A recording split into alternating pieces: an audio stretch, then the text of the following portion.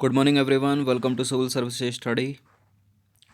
Practice set number 571 पर आ जाइए UPPCS के लिए। और प्रैक्टिस करेंगे इसमें हम हिस्ट्री के प्रश्नों पर। ठीक है, मेडाइवल हिस्ट्री, मध्यकालीन भारतीय इतिहास। तो चलिए स्टार्ट करते हैं। आज डेट हो गई है 3 जुलाई 2021। क्वेश्चन नंबर 1 का आंसर करिए। तो खिलजी वंश के निम्नलिखित अध्यक्षों में से कौन सा तुगलक वंश का पहला सुल्तान बना? बना बताइए। उबैद खान, जफर खान, मलिक काफूर या गाजी मलिक? गाजी मलिक अर्थात गयासुद्दीन तुगलक। तो 8 सितंबर 1320 में खुसरो को पराजित करके गाजी मलिक ने गयासुद्दीन तुगलक के नाम से तुगलक वंश की स्थापना की। यह सुल्तान कुतुबुद्दीन मुबारक शाह खिलजी के शासनकाल में उत्तर पश्चिमी सीमांत प्रांत का शक्तिशाली गवर्नर नियुक्त हुआ था। देखिए, वह पहला ऐसा सुल्तान था जिसने अपने नाम के साथ गाजी शब्द जोड़ा था। गाजी मतलब काफिरों का वध करने वाला, इसे तुगलक गाजी भी कहते हैं। और इसने मंगोलों के 23 आक्रमण विफल किए थे। कृषि को समुन्नत करने के लिए नहर खुदवाने के संदर्भ में 13वीं सदी का निम्नलिखित में से पहला शासक होने का श्रेय किसे दिया जाता है? बताइए। कृषि की उन्नति के लिए नहर किसने खुदवाई थी? वो पहला शासक यही गाजी मलिक गयासुद्दीन तुगलक था। तो गयासुद्दीन तुगलक ने सिंचाई के लिए कुओं एवं नहरों का निर्माण करवाया।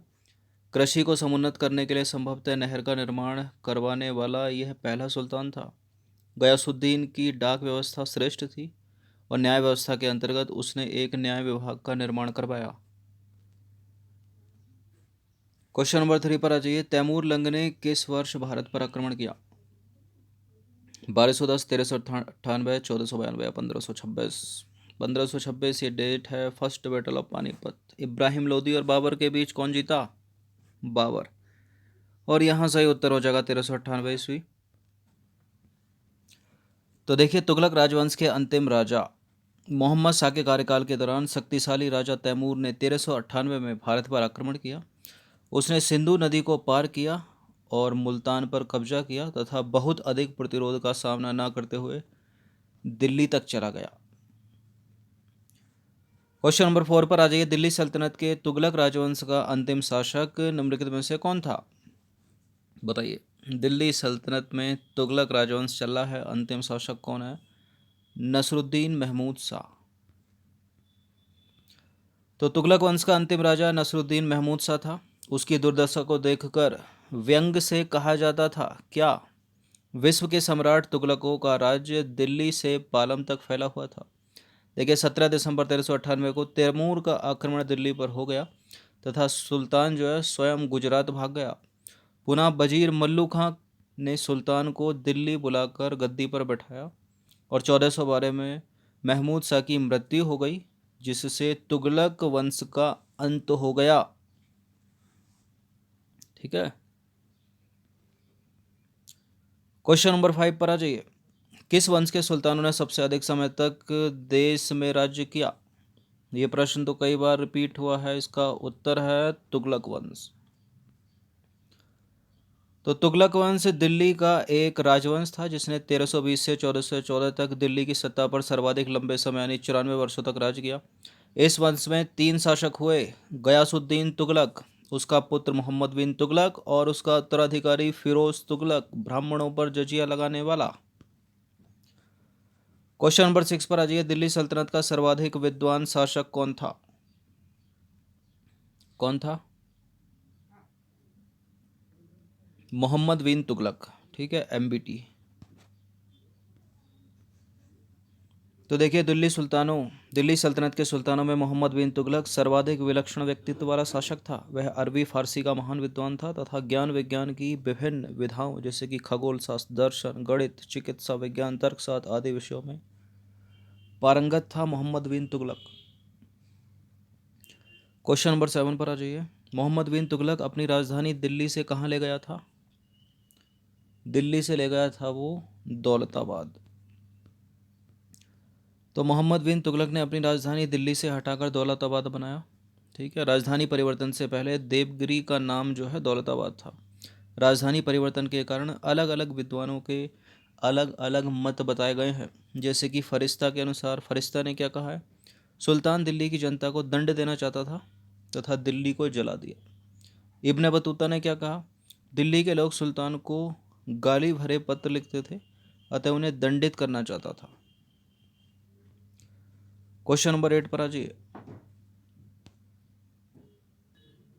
क्वेश्चन नंबर 8 है, फिरोज शाह तुगलक द्वारा स्थापित दारुल सफा क्या था? बताइए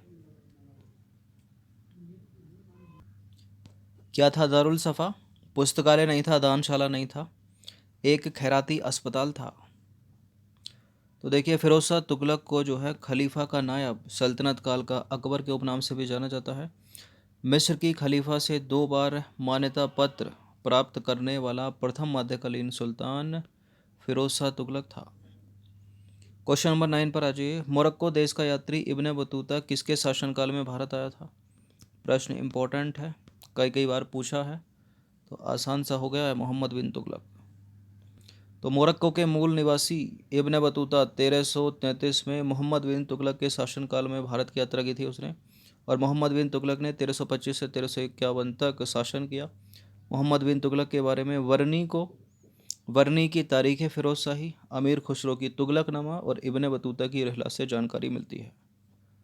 ठीक है, मोहम्मद बिन तुगलक के बारे में जानकारी कहाँ से प्राप्त करेंगे आप? फिर तारीख फिरोज शाही, तुगलकनामा और रिहला। इब्न बतूता किस देश का निवासी था? इब्न बतूता था मोरक्को का निवासी। मूर देश का बोलते थे इसको। तो देखिए, मूर देश का यात्री इब्न बतूता मोहम्मद बिन तुगलक के शासनकाल में भारत आया।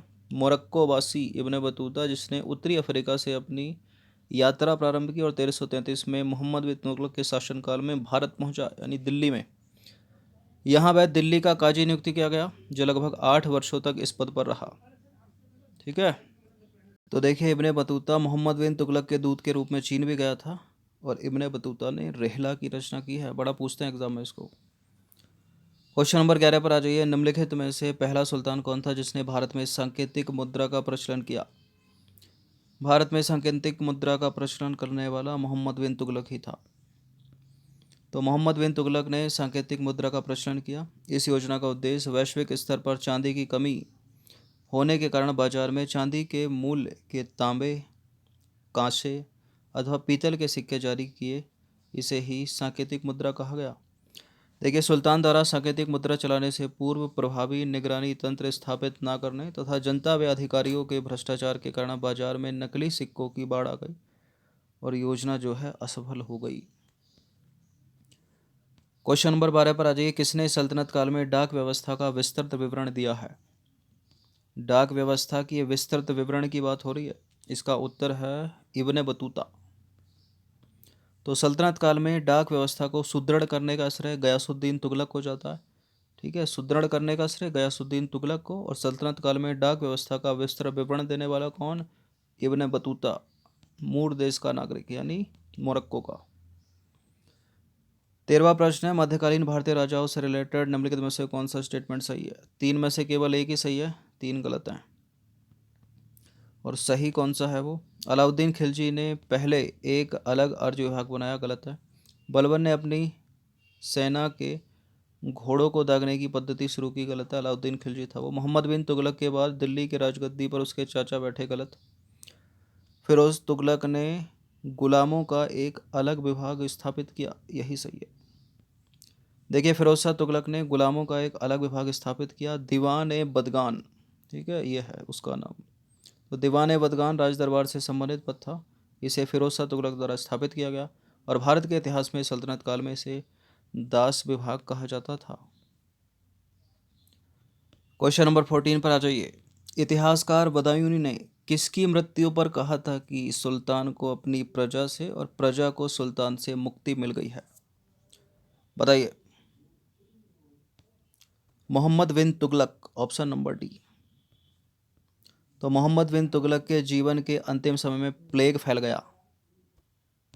इससे बचने के लिए सुल्तान जो है उत्तर प्रदेश के कन्नौज में स्वर्णगिरी में रुका, और 1351 में सिंध अभियान में इसकी मृत्यु हो गई। और इसकी मृत्यु पर बदायूं ने कहा, क्या कहा? सुल्तान को प्रजा और प्रजा को सुल्तान से मुक्ति मिली। क्वेश्चन नंबर 15 पर आज अंतिम प्रश्न है, हक ए सर्व अथवा सिंचाई पर कर लगाने वाला दिल्ली का प्रथम सुल्तान कौन था? बताइए। हक ए सर्व यानी सिंचाई पर कर लगाने वाला दिल्ली का पहला सुल्तान कौन था? फिरोज शाह तुगलक। ठीक है, हक ए शर्ब अथवा सिंचाई पर कर लगाने वाला दिल्ली का प्रथम सुल्तान फिरोज शाह तुगलक था। फिरोज शाह तुगलक का जन्म हुआ था 1309 में। ठीक है, तो ये मध्यकालीन भारतीय इतिहास के 15 प्रश्न थे। बहुत सारे प्रश्न की पुनरावृत्ति बार बार एग्जाम में होती रहती है, इनकी प्रैक्टिस एक बार कर लीजिएगा। धन्यवाद।